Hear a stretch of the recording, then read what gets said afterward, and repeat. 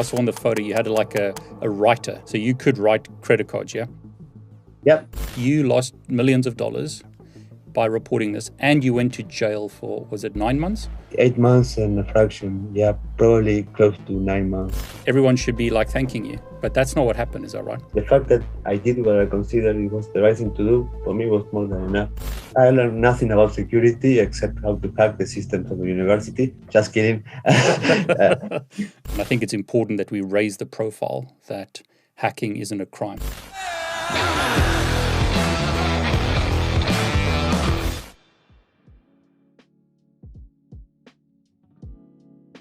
Hey everyone, it's David Bombal back with a very special guest from South America. Alberto, welcome. Hello, how are you, David? Very good. How are you? Welcome. I'm doing great, thank you. So you're based in Uruguay, and you, if I understand correctly, were the first hacker to be imprisoned in Uruguay for so-called crimes, yeah? That's right, that's correct. I was the one. So let's go back. I heard on an interview that you started hacking when you were very young, is that right?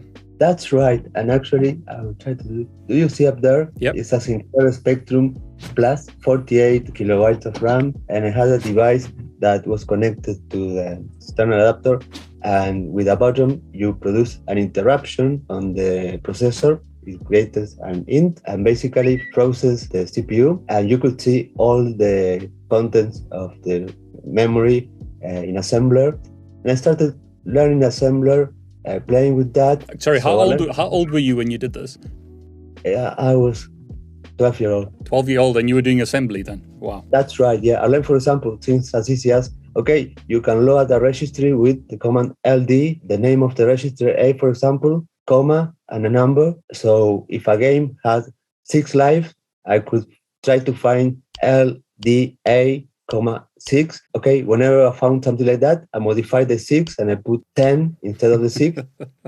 While other children of my age were playing soccer in the street, I was basically hacking computer games. For me, the most amazing part was that when I first found this kind of things that I could do, I submitted them to a Spanish magazine that was called Micromania, that was covering video games in that time. That magazine was published in Spain, then was sent to Argentina, and then came to Uruguay. And we're talking about 35 years ago. After the magazine was published, I had to wait about a year and a half to have that publication here in Uruguay. And one day, my mother went and bought a copy of the magazine. And when I opened it, I saw my name in the magazine, showing that my submission. It was like, wow, I can't believe it. I mean, they published this in this magazine. It was for a child, like, I don't know, it's better than getting Santa Claus gift in Christmas. I mean, it was amazing. That was basically my beginning in this hacking world. Yeah, and after that, well, many things happened in my life. I have a degree on computer sciences. I'm a computer engineer. I have to tell you, university, I learned nothing about security except how to hack the systems of the university. Just kidding. I started university in 1994, and in those years, security was not at all considered as part of the career in any part. The closest thing to that was systems auditory. That was in the last year of the career, you learned about audit systems. So then my first job was as a computer forensics examiner for a criminal case in Uruguay regarding child pornography. And well, it was in 2004. Then I had to learn myself a lot of things regarding forensics. I mean, it was something that I took really seriously because the result of what you do will affect the life of a person. So you have to be competent in what you do. You have to do a responsible work. You have to know what you're doing. Yeah. It's not something that you can say, okay, I will just do it. No, you have to do it seriously. I keep working on that until one point that all the cases were related to child pornography. And at one point I said, okay, no, I cannot keep doing this. This is not healthy for me. It was too much. I mean, the material you have to go through, you imagine, you hear child pornography and maybe you think of certain things, but what I saw in my case was really something that I didn't ever expect to see. So I decided to quit that. but the knowledge regarding computer forensics I kept. I don't know if I read this correctly. On the side, you were also like discovering problems. So, like in 2016, you discovered a security problem in the stock exchange. Is that right? That was in Asunción, Paraguay, not in Uruguay. It was the stock exchange of Asunción, Paraguay. Yeah, I couldn't contact the people from the stock exchange in Asunción, so I just contact the CERT of my country. So I said, okay, they have this problem. If you can contact them, here you have. It's not my problem. I just want to let you know that this is going on.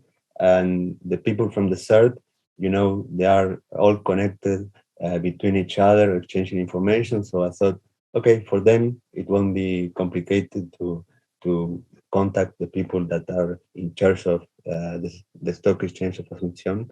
And yeah, in matter of a few days, the problem was solved. You've done this multiple times, and the one that we're going to focus on is in 2014.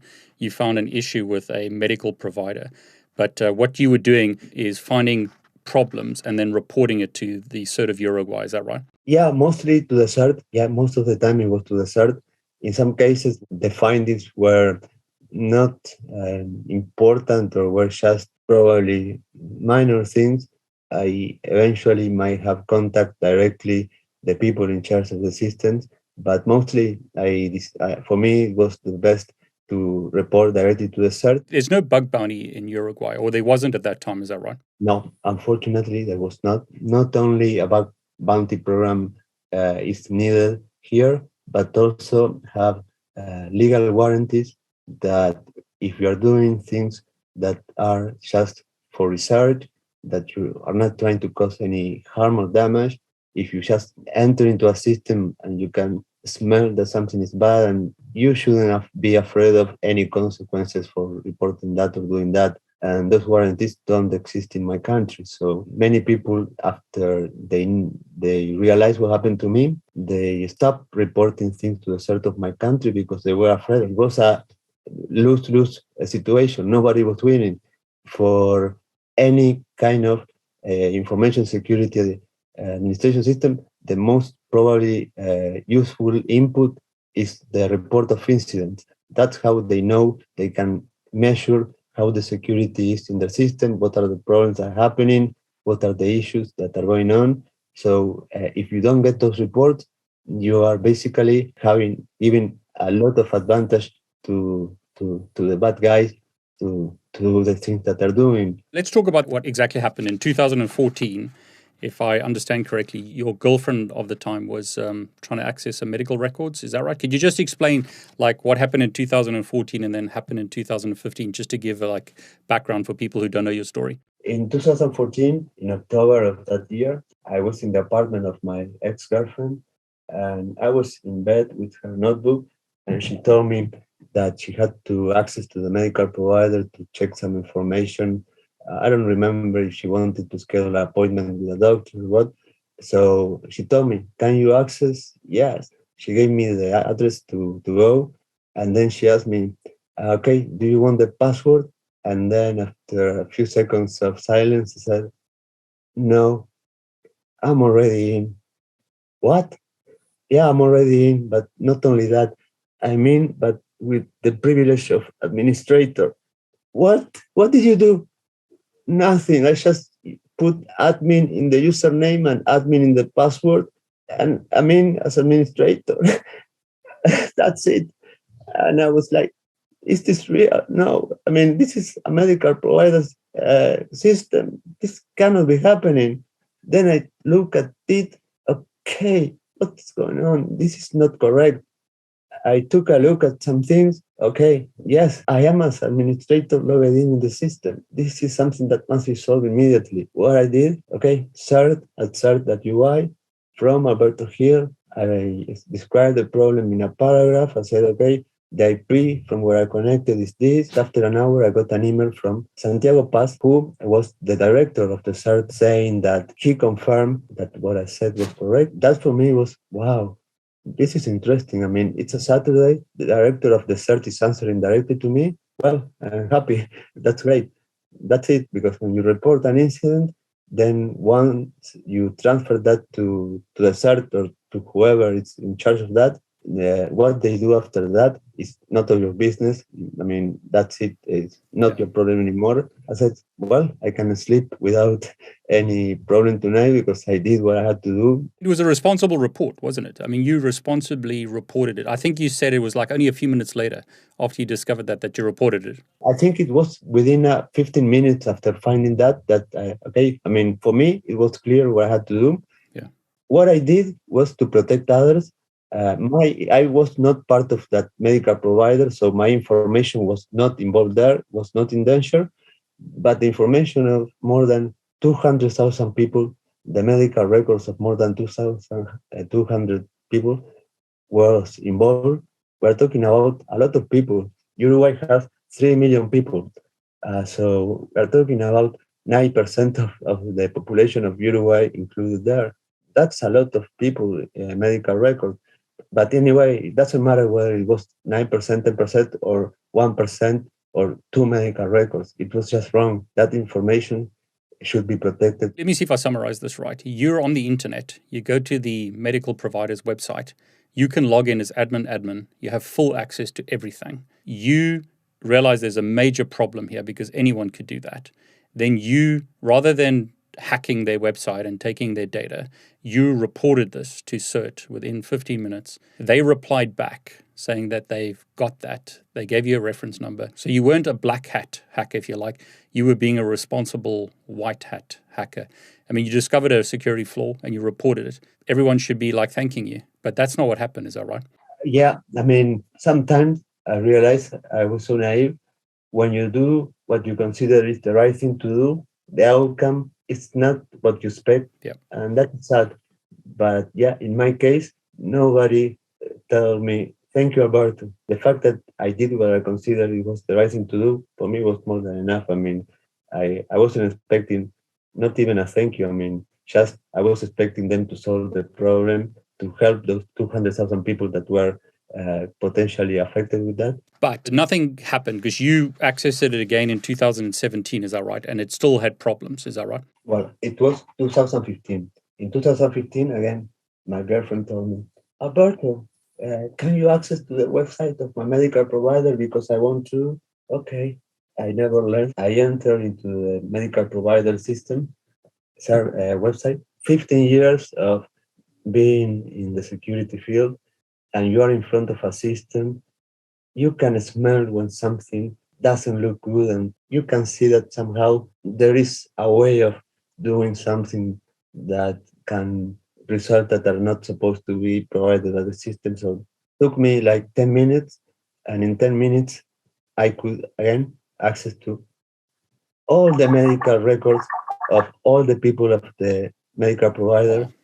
But this time, hold on, this time it was not admin. I didn't need any password. I didn't even need any username. I didn't need to be authenticated. All I had to do was modify a parameter in a URL. Instead of a 1, put in a 2, and I would jumping from record 1 to record 2. Imagine creating a text file with all those URLs and having Google indexing that.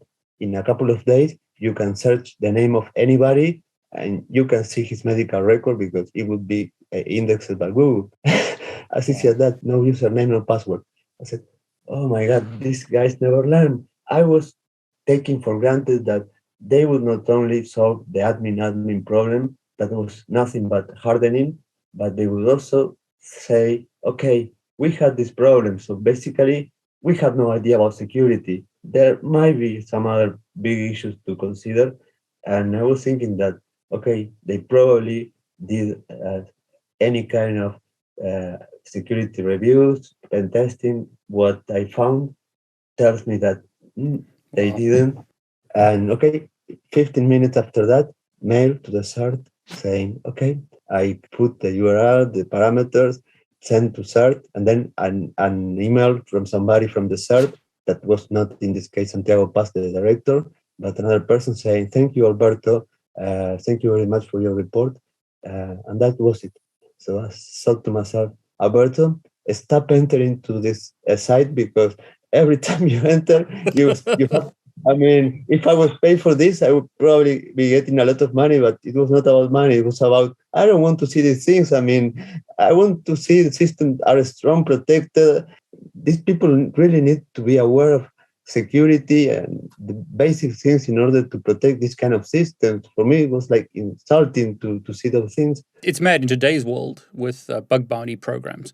Companies are paying lots of money for people to do what you did. I've got to ask the question. People will say, but it wasn't ethical that you tested their systems. Is your response, you saw a problem and you reported it ethically? You emailed it to search. You didn't try and hack the system. You found a problem and you reported it. And I think it's important that we raise the profile that hacking isn't a crime. And I know that's something that you are really a big advocate of. Hacking is not a crime. I mean, the guy who found the organization Hacking is Not a Crime once messaged me in LinkedIn, and he told me, Alberto, it would be an honor if you could join our organization. Wow, yeah, of course, yeah. I mean, so those kind of things of recognition, priceless. Just to tell you, the fact that nobody of the people who know me ever asked me, Alberto, did you do that thing? No, nobody ever asked me because they knew me and they already knew the answers. Curiosity is something that all of us, I mean, we surely do not lack of curiosity. Curiosity is something that we have in excess, all of the people in cybersecurity, creativity, using things like admin to try when you're in front of a username and password is something that you do it naturally. I mean, you enter into a system and you just type admin, just it's like a game. It's like you have incorporated with that.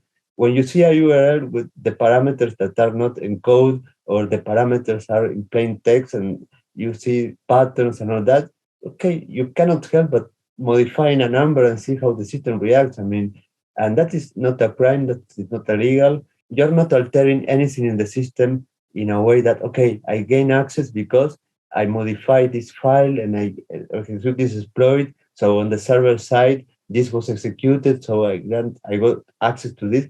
No, I mean, the system was designed like that, and I just had to do certain things that were not, for me, it was not hacking. For me, it was like something very silly and stupid that unfortunately worked. It was not like using Metasploit and sending a payload in a email to somebody in the medical institution and waiting for the person to click and creating a reverse shell to your computer. I mean, people are paid to do this these days. I mean, that's what the whole bug bounty thing is. And the thing is that after being released from prison, I won't deny it. I mean, I kept doing it and I kept finding problems in systems. After being released in 2 months, I found two very important security issues in two systems of the government. Unfortunately, what did I do? Okay, I won't deny it. Took a snapshot for my ego. I mean, okay, I was there, been there. I was in. Okay, encrypted, PGP, save it, close the notebook, and go to bed. That's sad. We need to tell the story because, I mean, you reported it. And actually, the reporting is what the government used to lock you away, if I understand correctly. So talk us through it, and then I want to come back to that because now you're nervous about reporting, and I think it's a concern for a lot of people who discover vulnerabilities or discover issues. Do they actually report it? So what happened in 2017? The Interpol came to my apartment. They came with a search warrant. They arrested me. They said all the things that I had. They didn't tell me anything. They took me to their premises. They interrogated me. I was 2 days in Interpol in a cell. And on September 11, it was a Monday, the judge sentenced that I should go to prison as a preventive measure for a computer-related crime. Apparently, I say apparently because I have my doubts, the medical provider was hacked on February of that year, 2017. I was accused of that. Even if I'm guilty, prison time is not the way you pay for that. But in my case, the judge, she considered that it was pretty likely that I would want to escape from my country and that my knowledge related to computer security was so high that I could alter the rest of the process. In other words, she thought that with my mind, I could alter evidence, equipment, material that was stored on an Interpol facility. No, I can tell the judge that I cannot do those kind of things with my mind. I cannot alter any kind of things remotely, not yet. Uh, Maybe with the metaverse, but right now I cannot do it. She couldn't understand a person, a profile she never had to face, she never faced before, and that fear of the unknown. Okay, what do we do with this person that we have no idea what he can do? We just send him to prison and we lock him down, and that's it. That's the easy way to handle something that is unknown and fear like me. My mother offered 2 houses, money, and a lot of assets as warranty for my bail. Imagine two properties as a warranty for my bail, and it was denied. When I was reading some of the stuff, they found a bunch of like Hack5 stuff in your apartment. They found a bunch of hacking stuff. So obviously they from what you've told, like Jack on Darknet Diaries and what I've read elsewhere, they didn't quite understand what that was all about. So she was scared that you could magically, like you said, do something to affect the case. So it was better to put you in jail. Is that correct? That's exactly what happened. Exactly, yeah. So were you actually jailed for hacking the medical provider? Because that's what they accused you of initially. They said someone wanted bitcoins. I think it was 50 bitcoins. Is that right? Something like that. After being released from prison, I got access to the file of my case. And when I went to the page where that supposed email with that requirement of bitcoins was made, and I read it, it says send 15 bitcoins to the following address. And then the address was blank. Wow. There was no address. I mean, even if they wanted to pay for the ransom, there was no way they could do it because there was no address to send the Bitcoin. So that was the most pathetic ransomware attack I ever saw. I mean, they were asking for Bitcoins and they were not giving an address to make the transfer. Were any records stolen, to your knowledge, or were any records encrypted or leaked? As far as I know, nothing was ever released or leaked. I could saw parts of the logs of the medical provider of the Fortinet firewall, and I can tell you, the days of the supposed attack, the outgoing traffic of the server, 200 megabytes. It's like nothing. I mean, it's like not even a movie in MP4 format. A database with 200,000 medical records, probably we're talking about, I have no idea, but maybe we're talking about a terabyte. I don't know. I have no idea really, but it's surely not 200 megabytes. How did they tie it to you? Did they say that your IP address accessed the firewall and pulled data out, or did they just blame it on the fact that you reported it to CERT?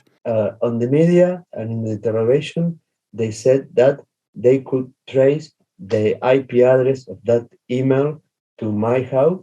That is false. They didn't trace that email to any IP address. That is not part of the investigation. They never did that. There was a connection from an IP that belonged to me on certain date of January of that year. Whenever I connect to a site, I don't know, at that moment I had many plugins for the browser and I go to my bank and okay, when I'm in the login page, I have my Shodan plugin. I'm curious and I try to see, okay, what other ports are open? I probably expect only the port 80 and 443.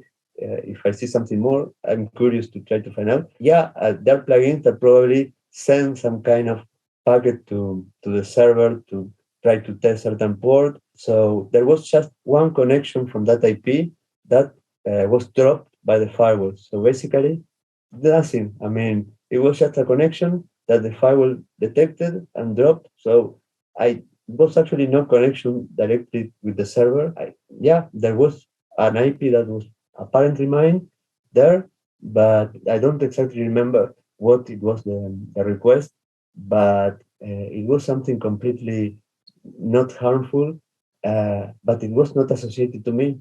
It was associated to to the IP of another person. So the date of my arrest and the search warrant that they executed in my house, they also arrested and they did the same with another person in Uruguay.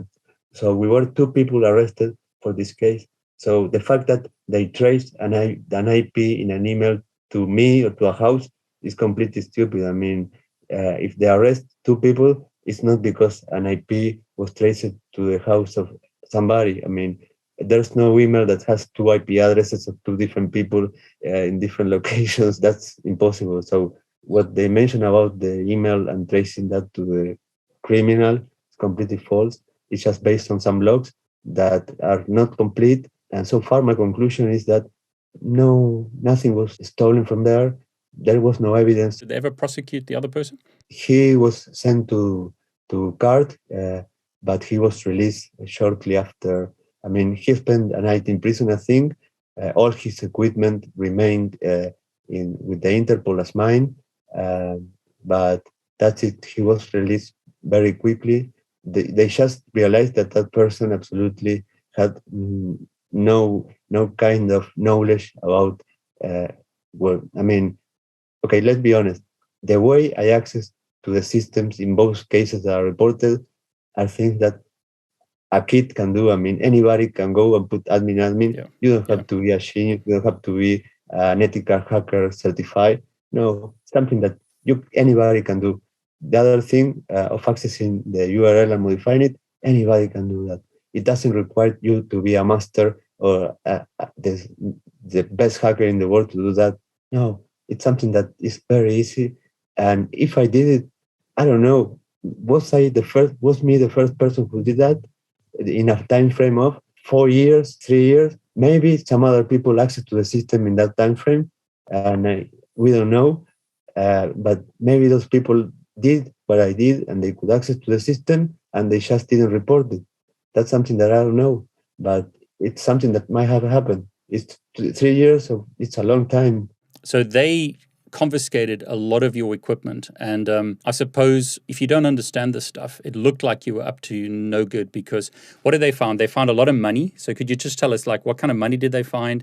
What kind of equipment did they find? I think it's nice for people who are in this space to see the kind of equipment that you had. I mean, I was looking at that and I showed my wife the photo and she's like, David, do you have any of that equipment? And it's like, yes, I do. For example, this is on the floor right now here. Why do a person have all these ledger wallets without opening in his house? This is not normal. Yeah. Well, I was basically represented ledger in Uruguay and Paraguay the time I was arrested. From France, they sent me a box full of ledger wallets of all kind of models. Yeah, I had plenty of ledger wallets because I was reselling the wallet in Uruguay and Paraguay. If you went to the website of Ledger, you could see my contact information there in the sellers of the world. They never asked me. They didn't know what this was. When they came here, they asked me, what's this? They thought they were pen drives. They have no clue. You had a lot of credit cards, didn't you? I saw in the photo you had like a writer. So you could write credit cards, yeah? Yep. This is, for example. I've got one of those, yeah. Yep. Oh, come on. You're a creep. Oh, get away from me. Oh, my God. I'm talking. Oh, no. I've God. I've got a YouTube video, which I'll put below, where I show people how to use that. I mean, oh, the problem my God. with it. I will send that to the desert of my country. No, please they don't. Will go after please don't. You. They will go after you. Please don't. No. Okay. You understand. I mean, you're a security professional. The tools, the knowledge, the skills that we have, the endless curiosity between those who are ethical hackers and those who are criminals are the same. We all use the same tools. We all have the same skills. We all have the same knowledge. We all have the same curiosity. We all are human beings. The difference is on the ethics. Okay, in my case, I would never use any kind of knowledge, tools, skills to commit any kind of crime. That's not me. I would never do that. That's the difference. Why did I have so many credit cards? Why did I have those writers and readers of magnetic cards? Okay, I have an explanation from that. That year, I was a reseller from a UK company that was called Uquid, that was issuing debit cards, Visa, that were charged with like 200 different cryptocurrencies. And okay, I could charge them, for example, with $1,000 in Bitcoins, and then I could go with that card to an ATM in Montevideo, and I could get from the ATM $998 for each $1,000 that I deposit. So there was only a $2 commission for getting $1,000 in Bitcoins with that ATM card. It was like the commission was nothing. I mean, So I was just testing those credit cards, testing the security in chips. I was very curious, and those kind of things for me are fascinating. Okay, if I was going to work with that, I needed to understand all the Yeah. things behind magnetic card, credit cards. That's me. I wanted to know. I wanted to learn. You could have taken that medical provider and asked them for Bitcoin, which supposedly that's what the hacker did. But you actually lost Bitcoins in this whole, or cryptocurrency in this whole affair. Is that right? That's correct. Yeah. Do you mind sharing how much you lost? We're talking about 26 bitcoins, 1,000 Ethereum, 10,000 Litecoins. We're talking about something that at that moment was important. Right now, we're talking about millions of dollars probably. When you're doing something that you consider is the right thing to do, it's not always what you expect. It's not always a thank you. It's not always a reward. I can live with the damages that this caused to me, but it's hard for me to live with the consequences that all the situation caused to other people I love, other people I care. But I mean, it was a And huge toll on you because you lost millions of dollars by reporting this and you went to jail for, was it 9 months? 8 months and a fraction, yeah, probably close to 9 months. They didn't charge you for a specific crime, if I understand it right. You were locked up for 8 months. Why did they release you? My lawyer uh, asked for freedom uh, in three times after my arrest. The prosecutor and the judge denied that. He appealed that decision of sending me to prison for as a preventing measure, and the appeal failed in my favor. And they say, okay, this person shouldn't be in prison. He should be released, but first he has to pay a $10,000 bail. Wow. I was in a prison where I think nobody there, if they were granted a bail to get released of with that amount of money, would actually have access to that money to get the freedom. So imagine, okay, my mother, fortunately, she could get the funds immediately and deposit them. So in a matter of hours, I was released. But imagine the frustration of those people that actually eventually could have been granted that possibility. And just because they didn't have the money, don't have the money, just because they are pure, just because of that, they cannot get out. They have to stay because of lacking of that money. And then for me, that point was like, okay, this thing that I believe in, justice, is something is very wrong here. Justice is a beautiful word. If you look it up in the dictionary, it's a concept that is beautiful. This is not justice. It's justice that if you have money, you can get out of prison. But if you are pure, you cannot get out of prison. Shouldn't justice be the same for everybody, no matter whether you're rich, pure? This is completely unfair. And for me, it was like, okay, all the things I thought that I believe were working, all the things I really trust in the system were like falling like a domino effect. I realized that everything was full of problems, full of flaws. And for me, it was like, okay, I thought I had a lot of experience in the world, a lot of knowledge, but I realized in my prison time that I was really naive.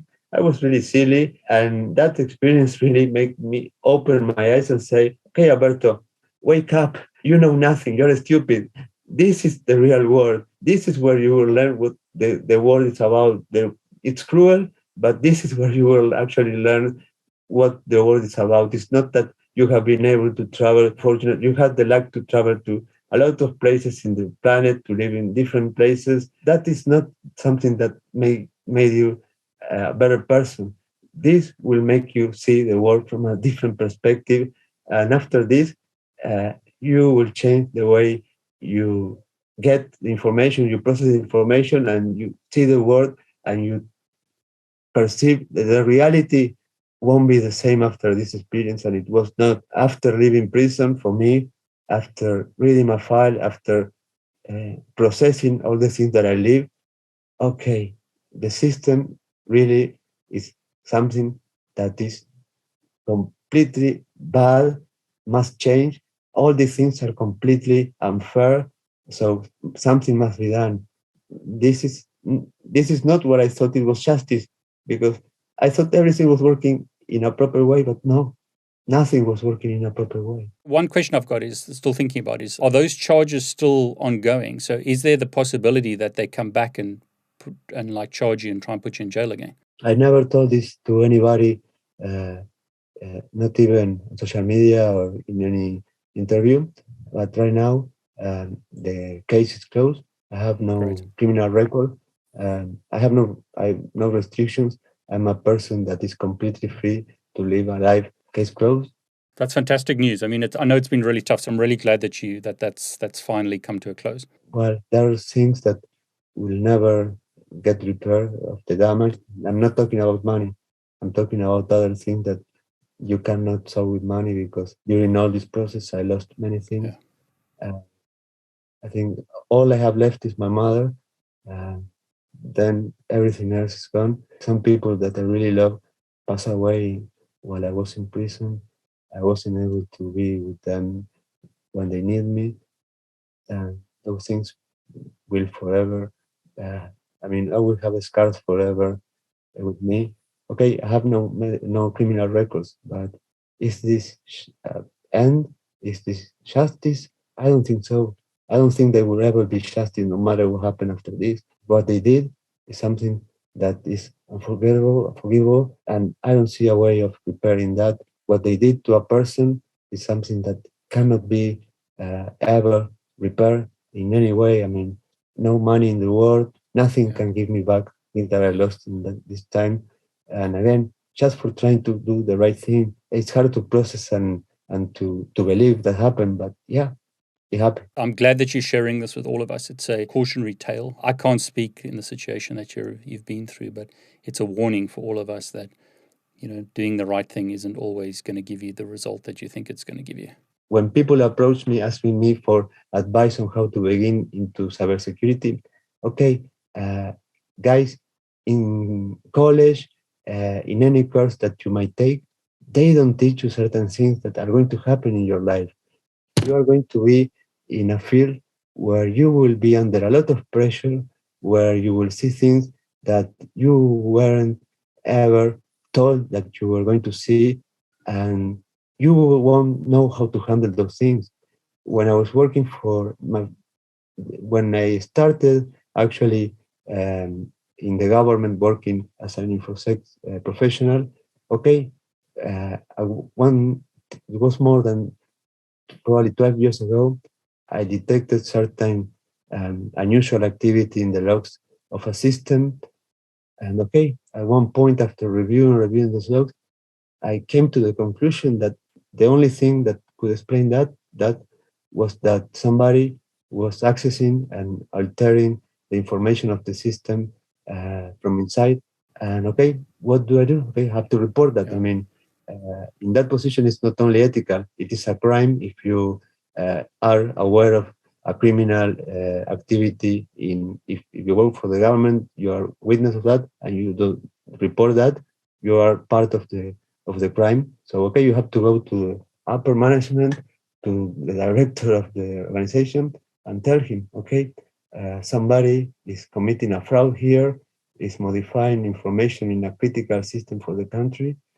Okay, but the person probably doesn't want that to be known, because he doesn't want to be on the front page of the newspaper saying that the organization of the government that he's the director of is that is happening. So okay, what do you do? I mean, lot of pressure, lot of decisions, lot of things that I mean are complicated to deal with, and in university they don't tell you, and that things you it don't go and try to become a hacker because it's cool. Do it because you really feel the passion for it, and you are willing to go anywhere with that, because it's going to be a journey that is going to be beautiful. But the whole truth is not it's going to be a rose garden every time. There will be storms a lot of times, and for those storms they never told you to bring an umbrella. You just have to learn on the run. Okay, I found this. What do I do now? I don't know. And you feel a lot of pressure, a lot of uh, different things, and you don't know how to act. But you should be prepared for that. I mean, universities courses should tell you the bad part of this and how to handle those situations. dealing with people that are committing crimes next to you, working next to you, it's not easy. You have to keep working next to those people when you know what they're doing. That's not easy. And nobody tells you that. They just tell you, okay, these are, I don't know, the processes of pen testing, blah, blah, blah. This is what the domains of the ISO J 27000, blah, blah, blah. But nobody tells you, okay, this might happen, will happen, and when this happens, okay, you should handle this in this way. I always say technical stuff is so easy compared to, ethical stuff or real life stuff. It's much easier to work with machines than with people. I find. What is your advice then? My advice is, okay, guys, uh, be aware. This is wonderful. I want everybody that loves cybersecurity to get into the field. Come on, get in. But some things that are not nice are going to happen. Be aware of that. I mean, don't be surprised and say, I can't believe this is no. This will happen, and don't be surprised. Just be prepared. Be prepared because when that happens, you won't have time to think. You will just have to act. It's like the story of I don't know, of the pilot of an airplane that was about to crash, and in a matter of 2 seconds he made a maneuver that saved the aircraft. And when he lands, somebody approaches him and he asks, "Oh, when did you decide to make that movement that saved the aircraft?" And the pilot relaxes. That moment, I made that decision 20 years ago when I was learning how to fly, when I was in the flight simulator. I didn't have to make that decision now. I mean, we would all have been dead if it was like that. I mean, I just had to do what I learned when I was in the flight simulator, when I was learning to fly. Okay, the same applies here. Just be prepared, and when it happens, just do what uh, you were prepared to do. It's easy, as you said, to work with computers, but we are going to work with human beings. And good luck, human beings. We are very complex. We are very complex here too. What's your motivation to get more and more people to hear your story? What happened to me is something that I would like to tell everybody, because when I went to college, those guys, those people that want to enter into cybersecurity, they should know that, you couldn't imagine how many people contacted me after I became not famous but notorious because of the experience I had to live. And they approached me and they asked me, Alberto, I saw your story in Dark Diaries. It was inspiring, blah, blah, blah. Can you give me any kind of advice on how to begin a career in cybersecurity? Yeah. My answer is, with a question, is, okay, why? Why are you considering that? Okay, the only answer I don't like to hear, I don't want to hear, is because of the money. If the answer is that, that is not something, the answer that I would like to hear from a person that is approaching me like that. But sometimes that's the answer. I want people like me to feel passion for what they do. The money only, okay, we might have a lot of professionals in the future earning big salaries, but being completely frustrated in life, living miserable lives, doing something that they don't like just because of a good salary. Yeah. Now, that doesn't make any sense. Go and follow your dreams, no matter what your dreams are. Now I am into the NFT world, interacting with the artists that are creating so wonderful pieces of art in the NFT communities is amazing. Those people, I heard so many stories about, okay, nobody ever valued what you were doing. The parents were always saying, "Oh, son, what you're doing is wasting your time. That thing is completely useless." But despite all that, they kept doing it. Okay, and some of them right now are succeeding. They're selling their pieces of art as NFTs. They're making money. They're making a living from that. My respect. You are following your dreams. You are doing what you love, and you're making a living from that. But I think everybody should find their passion and make a living from that if you can.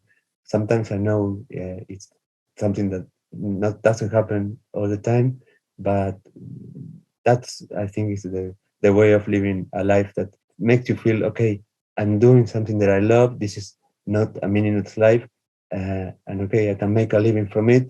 For me, cybersecurity is part of me. I cannot imagine my life without this. I am in contact with many people that serve prison time in the USA for computer-related crimes. For example, one of them was the first person who hacked a SCADA system in the USA.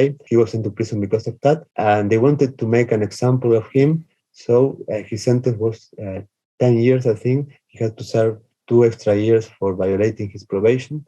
And that person, after being released, said, Alberto, I don't want to know anything more about computers. I mean, I don't want to touch a computer anymore. And I was thinking, okay, this person who has extremely amazing skills, knowledge, is basically not wanting to keep doing that because, okay, the consequences of 12 years in prison in the USA are not something that is nice. I mean, it's something that is really traumatic to a point nobody can imagine. But then keep talking to them after a while. They say, okay, Alberto, you were right. I will never actually recover my life unless I go back to do what I love, which is hacking, meaning hacking not as hacking as a crime, but hacking as uh, finding problems in a system, correcting problems. That's part of their life. And it's sad when the system makes a person lose that. It's a lose-lose situation. Yeah. We're losing an excellent potential professional, and the society just had to pay for that because prison time, in my case, the taxpayer had to pay $900 for each month I was in prison. Make the number. I was 8 months in prison, so that's ridiculous. I mean, Yeah. I'm not violent. I mean, I would never escape from my country for this or for anything. They didn't bother to make a profile of me. No, they were just waiting the time where I could have been told, okay, you can do community work, you can teach anything, computer sciences to children, to whatever, as a way of an alternative way of that preventive prison measure. There were so many things I could do for society instead of being sent to prison and put in a situation where I was winning nothing, being sent to a place where normally most of the people get out being worse than they were before being there. It's a university of crime. You are surrounded by criminals. The temptation of becoming a criminal is very high. You have to be very strong to stay away from that and don't be tempted, because I have no doubt that many people with my profile that are sent to prison end up, instead of getting released and trying to get their life back, no, maybe they didn't commit any crime, or maybe they did something minor. Well, after prison, they're not surprising that they're going to be out and be doing much more severe crimes related to hacking. They will be having a lot of contacts in the cybercrime, and they will be very, very interested on those skills for making money for themselves. It should be analyzed. The solution of sending a person like me to prison just destroys the person, gives no benefit to the society, and potentially can create a much worse and dangerous person than the danger the person supposedly have before going to prison. Alberto, I really want to thank you for sharing. I can see I have no idea what you went through, but I really want to thank you for sharing your story with us and, giving advice to the younger generation. Thank you. No, thank you very much, David. And anyone who wants to ask me any question about my case, that have listened to my story here or anywhere else, feel free to contact me. I mean, I'm open to talk to anybody. I love when somebody questions certain things about my case. I have just answers for those questions. Unfortunately, I can answer those questions without any problem. But yeah, thank you very much. Thanks so much. Tell everyone, and thank you, really, David. It's an honor for me to be here, and I hope you can reach 1 million subscribers soon. It's amazing. Wow, what numbers. I mean, not many people can reach a number, so your success says a lot about you. Thank you. Congratulations, and you surely deserve the success. And this is just the beginning. You will probably at one point say, okay, I am at 9 million subscribers, only 1 million left till 10 million, and you will do it, man. Anything you want, you can have in life. I really appreciate it. Thank you. And, thank you for sharing your journey with us, because, YouTube numbers are wonderful. And I mean, it's not the numbers that count, it's the people. So I want to thank everyone who's watching, but I also want to thank people like you. Thanks so much for sharing your advice and your story with all of us. It's important to know, what happens in the real world and not just in a YouTube video. So thank you for sharing, real world stuff with us. Well, thank you for giving me the opportunity to share this with everybody. So another accomplishment for me. More people knowing my story. We can make a revolution. We can make a change. We can improve things.